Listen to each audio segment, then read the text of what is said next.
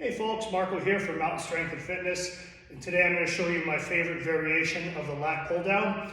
Now this is an excellent exercise for the lats, as it implies in the name, and a lot of people do this in different ways that don't target the lats so well, so I'm going to show you the best way to do this and effectively target your lats.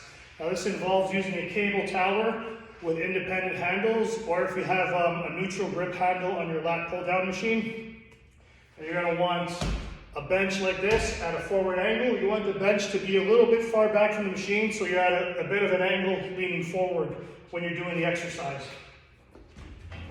You're going to grab your individual handles, sit on the bench, chest against the pad, and the key thing here is you want to brace your core, so don't arch your back, keep your core braced, rib cage pushed down.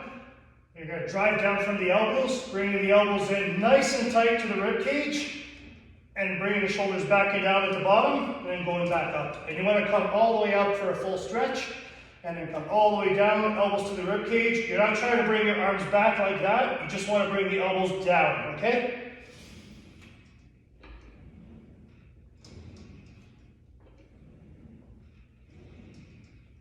So